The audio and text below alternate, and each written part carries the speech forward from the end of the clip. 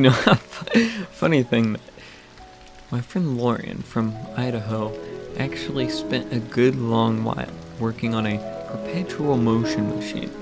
It had something to do with compressed air and something about the Mach form factor being down and requiring consistent and brutal interpretation and synthesis of the secondary primary full system override array. After we headed back to our hotel in Socorro, New Mexico, we began work on our new... Yeah, I'm not trying to get a good idea. I don't want you to have a lot to say about that. It was a good thing to do with that. I was. We finished up and began our journey back to the Czech Republic. There's an interesting little meat shop in Prague, and I would like to buy some meat, the good kind, without the bone. Well, after what felt like ages of walking around the town, viewing and tasting old statues, we made our way to the meat shop. Then it struck me, I need to make some beef jerky. Last year, my father came home with a vacuum-sealed bag of deer jerky. Boy, was it splendid. It had such a great taste for only a fraction of the cost of stuff you'd buy in the store. So I browsed the World Wide Web for a good enough recipe for me. Now, I found a few. We got the right meat and back to the hotel it was. I was now on my way back to the States, but of course, I couldn't take the meat with me on the airplane. So I, did what everybody else would probably do in the same situation. I went out of town on a bicycle I borrowed from some guy. This was the night before. And with my bag of beans that I also borrowed from the homeless guy, the kind that you'd throw at people in the grocery store, I went into the woods, and I learned of a tribe a few days prior in the library of people who roam these lands, supposedly. And I could just tell that they would be able to use this meat to produce some of the best beef jerky in the land. And as I was going along, I noticed out of the corner of my eye a man riding on his horse, or at least what I presumed was his horse, as there was no indication that this horse belonged to this man, though I could infer that with great probability that because this man could ride a horse probably, it is likely that he owns horses. Thus, there's furthermore a great probability that this man indeed owns this specific horse. The man looked identical to John F. Kennedy. It was an odd sight to behold, but without hesitation, he said, "I can smell your meat." In shock, I responded, "You must have a nose to notice such details." "Indeed," he replied. I revealed the meat to him. "That's some fine, jerky-looking meat there, old chum." "Yes," was all I could muster. From there, we rode back to his camp, where I saw that this man was indeed part of that aforementioned tribe. We, or should I say him and I, got to work making the jerky. So there I was, in the middle of the woods, making beef jerky with a John F. Kennedy look-alike, singing songs about Argentina. Now, near 3 a.m, we were just about done, and my 6 o'clock flight was near, so we ate the jerky as fast as we could so I wouldn't miss the flight. I said my goodbyes, and that was that. Once I arrived at the airport, I saw her, the woman I once married. I avoided eye contact as long as possible, but I knew a confrontation was inevitable. She surprised me by stating that she actually wanted to talk to me. I expected a smack across the face for the Wasp incident back in '96.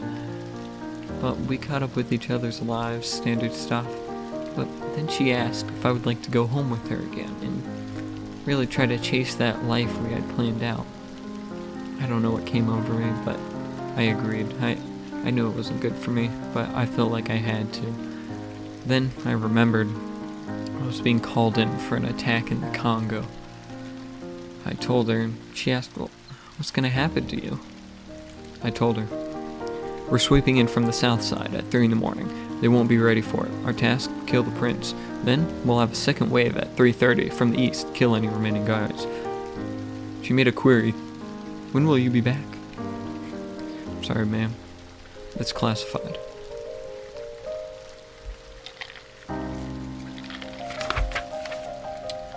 I boarded the train and headed back to Texas. That reminds me of the one time when John and Casey were filming a movie for Spanish class back in '92. I don't remember exactly what they were saying, I only speak English, but you know what they say. They took the Mustang out by the bridge and filmed a fake car crash with Tyler's camera.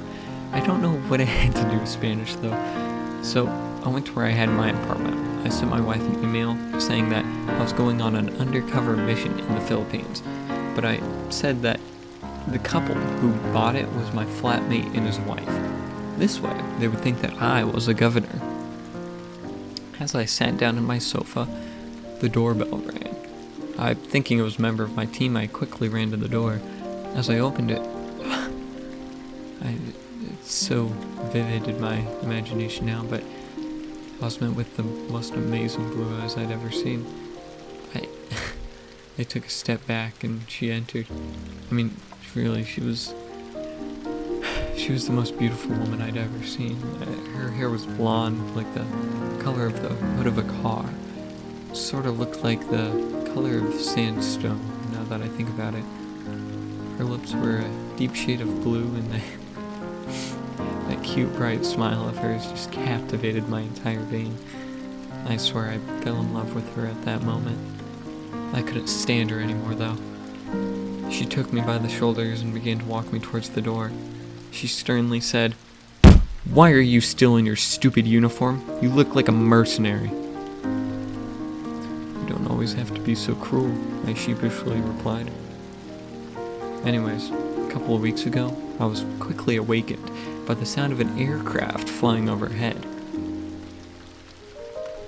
I quickly hopped out of my bed and noticed it would repeatedly fly over my house every 20 or so seconds. So I drove down the road and noticed that it was actually a crop duster. And they are great joy to watch. I mean, they just go back and forth, and I mean, who doesn't love watching airplanes? You ever been to an air show? Anyways, a buddy of mine whose uncle owns an insurance company and has hidden offshore accounts in the Cayman Islands brought me a cup of water one day and simply said, "Drink it." So I did. I quickly realized, I just drank water from a friend of mine just because they said so. I mean, yeah, he was my friend, but should I trust someone because I talk to them every once in a while? It really got stuck in my mind for a few days, but after a while, I came to a conclusion. I really don't know who's right and who's wrong, but I believe in taking things one thing at a time. On another note, it's super annoying when you're in the States and there's this one guy in town, and every single time you're near him, he asks, "How do I get more strawberries? Can you call me? And where's the closest go-kart track?" It's like, well, how am I supposed to say no to that? He's never in town when I'm in the States, so it's not like I can just avoid him. I tell you, I get sick of people like him. And, well, as for the hackers, yeah, I've talked to them. They're alright. Okay, you know what? They're pretty cool. And they helped me get my website back up on track, stuff like that. I've talked to a couple of them on here before, but I suppose I might have gotten a bit sidetracked. Anyways, after we got to the flag raised, I said to Michael, "Nice work." We made eye contact, and then it was weird. It's like I could see the fear in his eyes. Don't you hate it when you know they're listening? I can hear them now.